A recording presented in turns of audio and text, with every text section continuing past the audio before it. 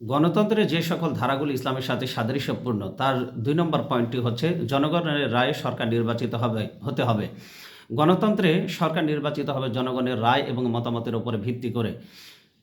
রাষ্ট্রের জনগণ ভোটাধিকার প্রয়োগের মাধ্যমে তারা তাদের জনপ্রতিনিধি বা শাসক নির্বাচন করে থাকেন এবং সেই শাসকের প্রতি তারা আনুগত্য প্রকাশ করে থাকেন, আস্থা প্রকাশ করে থাকেন। তো ইসলামেও এই একই প্রথা বা সিস্টেম পদ্ধতি বলবৎ রয়েছে। ইসলামেও একই কথা বলে। ইসলাম এটাই বলেছে যে জনপ্রতিনিধি বা শাসক নির্বাচিত হবে জনগণের রায় এবং মতামতের ভিত্তিতে। খোলাফায়ে রাশেদুনদের মধ্যে আমরা দেখেছি তারা কেউ জনমতকে উপেক্ষা করে এককভাবে তারা ক্ষমতা গ্রহণ করেননি, বরং খেলাফতের দায়িত্বে সমাসীন হওয়ার জন্য তারা কেউ লালায়িত ছিলেন না। তারা কেউ নিজেদের অন্যের জনমতকে, জনসমর্থনকে নিজেদের অনুকূলে এনে ক্ষমতার মসনদে সমাসীন হওয়া এটা সাহাবাই কেরামদের নীতি এবং আদর্শ বহির্ভূত। বরং তারা প্রত্যেকেই চেয়েছেন যে তার চাইতে অন্য কোনো যোগ্য ব্যক্তি খেলাফতের দায়িত্ব সমাসীন হোক এবং সেই জন্য তারা প্রচেষ্টাও চালিয়েছেন। ইসলামের প্রথম খলিফা হজরত আবু বকর সিদ্দিক রাদিয়াল্লাহু তাআলা আনহু তিনি জনগণের একান্ত চাপেই তিনি খেলাফতের দায়িত্ব তিনি সমাসীন হয়েছিলেন। তিনি কখনো এককভাবে তিনি খেলাফতের দায়িত্ব সমাসীন হননি। এটাই আমরা ইতিহাস থেকে জানতে পারি। তার একটি বক্তব্যের মাধ্যমে সাকিফাই বনি সাদিয়ায় তিনি যখন বক্তব্য দিয়েছিলেন জনগণের রায় এবং মতামতের ভিত্তিতে তিনি যখন খেলাফতের দায়িত্ব গ্রহণ করেন, তিনি একটা বক্তব্য বা ভাষণ দিয়েছিলেন। সেই ভাষণে তিনি বলেছিলেন, ফাইন্নী উল্লিত হাদাল আমরা, আমি চেয়েছিলাম যে তোমাদের মধ্যে কেউ এই দায়িত্বে সমাসীন হবে। ফাইন্নি উল্লিত হাদাল আমরা, এই দায়িত্ব শেষ পর্যন্ত আমাকেই চাপানো হলো। ও আনা লাহু কারিহুন, অথচ আমি তা অপছন্দ করতাম। আল্লাহি লা ওয়াদিত্তু আন্না বা'দাকুম কাফানিহি, আমি চেয়েছিলাম যে তোমাদের মধ্যে কাউকে এই দায়িত্বে সমাসীন করা হোক। ইসলামের পঞ্চম যে খলিফা হযরত ওমর ইবনে আব্দুল আজিজ রাহমাতুল্লাহ আলাইহি, তিনি বংশীয় সূত্রে খেলাফতের দায়িত্ব যখন গ্রহণ করেন, সমাসীন হন, তখন তিনি চিন্তা করলেন যে জনমত উপেক্ষা করে ক্ষমতার মসনদে থাকা, খেলাফতের দায়িত্ব গ্রহণ করা মোটেও সমীচীন হবে না। তাই তিনি পদত্যাগ করেন। পরবর্তীতে জনগণের রায় এবং সমর্থন নিয়ে তিনি আবার পুনরায় খেলাফতের দায়িত্বে তিনি সমাসীন হন। এ থেকে জানা যায় যে জনমত উপেক্ষা করে ক্ষমতা দখল করে শাসন আধিপত্য কায়েম করা এটা ইসলামের স্বীকৃত নয়। এছাড়া আল্লাহ সুবহানাহু ওয়া তাআলার রোশনালে পড়ার ভয়টি তো থেকেই যায়। নবীজি সাল্লাল্লাহু আলাইহি ওয়াসাল্লাম বলেছেন, আশাদ্দুন্নাসি আযাবান ইয়াউমাল কিয়ামাতি, কিয়ামতের দিন সবচেয়ে বেশি কঠিন আযাবের মুখোমুখি হবে সেই ব্যক্তি, ওয়া ইমামু কওমিন ওয়া হুম লাহু কারিহুন, জনসমর্থনহীন নেতা, জনসমর্থনহীন ইমাম, মুসল্লিরা যার উপর অসন্তুষ্ট, যেই জনপদের অধিবাসীরা তার শাসকের উপরে অসন্তুষ্ট, সেই জনপদের ইমাম, নেতা, সেই মসজিদের ইমামকে কিয়ামতের দিন সবচেয়ে বেশি শাস্তি প্রদান করা হবে। এটা তিরমিজি যা আল জামে অধ্যায় সালাত পরিচ্ছদ মান আম্মা কওমাহু হাদিস নাম্বার 359 এবং মুসান্নিফ ইবনে আবি শাইবার এখানে খণ্ড নম্বর 1 পৃষ্ঠা নম্বর 407 এবং হাদিস নাম্বার 4133 এই কথাই বলা হয়েছে। এই হাদিসগুলো দ্বারা অনেকের মতে সালাতের কথাই উদ্দেশ্য।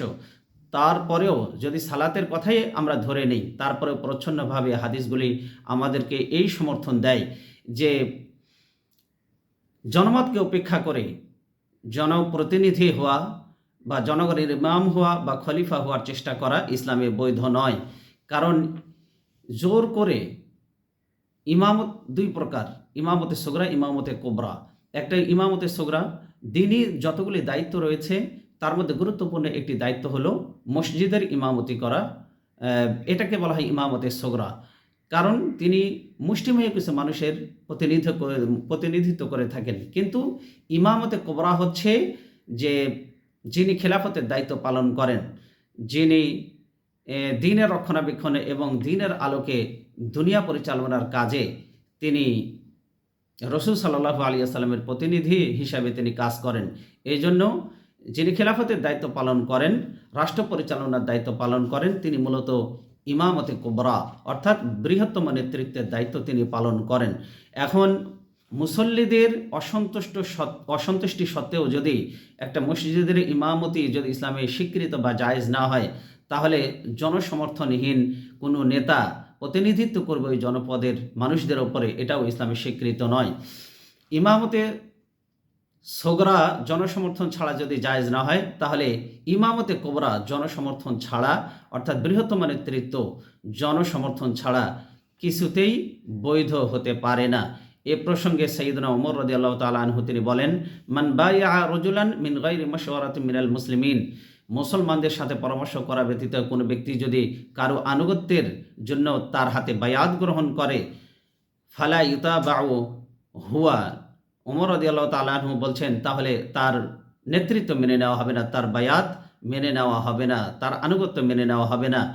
ওয়ালাল্লাযী তাবাআহু, সে আনুগত্য পাওয়ার দাবিদার বা অধিকার রাখে না, সে আনুগত্য পাওয়ার দাবিদার হয়ে যাবে না, অর্থাৎ তার আনুগত্য করা যাবে না। যে ব্যক্তি মুসলমানদের পরামর্শ ছাড়াই কোনো ব্যক্তির হাতে সে আনুগত্যের বায়াত গ্রহণ করেছে, ওমর রাদিয়াল্লাহু তাআলা আনহু বলছেন তার এ বায়াত মেনে নেওয়া হবে না এবং তার আনুগত্য পাওয়ার কোনো অধিকার নেই, কোনো হক নেই। এ বিষয়ে অন্য আরেকটি রেওয়ায়েত রয়েছে, মান ইনতাজা উমুরিল মুসলিমিনা মিন গায়রি মাশওয়ারাতিন ফালা বাইআতা লাহু, নবীজি সাল্লাল্লাহু আলাইহি ওয়াসাল্লাম বলছেন মুসলমানদের সাথে পরামর্শ ছাড়াই কোনো ব্যক্তি যদি মুসলমানদের নেতৃত্ব, যদি মুসলমানদের শাসনভার ছিনিয়ে নেয়, ফালা বাইআতা লাহু, তাহলে তার হাতে বায়াত হতে পারে না। হাদিসটি আরো খেয়াল করুন, মান দাআ ইলা ইমারাতি নাফসিহি, নবীজি সাল্লাল্লাহু আলাইহি ওয়াসাল্লাম বলছেন, মান দাআ ইলা ইমারাতি নাফসিহি আও গায়রি মাশওয়ারাতিন মিনাল মুসলিমিন, মান দাআ ইলা ইমারাতি নাফসিহি, কোনো ব্যক্তি যদি নিজের দিকে আহ্বান জানায়, নিজের নেতৃত্বের দিকে আহ্বান জানায়, আও গায়রিহি, অথবা অন্য কোনো ব্যক্তির নেতৃত্বের দিকে আহ্বান জানায়, মিন গায়রি মাশওয়ারাতিন মিনাল মুসলিমিন, মুসলমানদের সাথে পরামর্শ করা ব্যতীত, ফালা ইয়াহিল্লু লাকুম ইল্লা আন তাকতুলুহু, নবীজি সাল্লাল্লাহু আলাইহি ওয়াসাল্লাম বলছেন যে তাকে হত্যা করা ছাড়া আর কোনো বৈধ পথ খোলা নেই। তো মোট কথা আমরা এটাই জানতে পারলাম যে ইসলামের দৃষ্টিতে জনমত উপেক্ষা করে রাষ্ট্রপ্রধান হওয়া বা হওয়ার চেষ্টা করা ছলে বলে কৌশলে, এটা কোনোভাবেই ইসলামের স্বীকৃত নয়। আল্লাহ সুবহানাহু ওয়া তাআলা আমাদেরকে আমল করার তৌফিক দান করুন।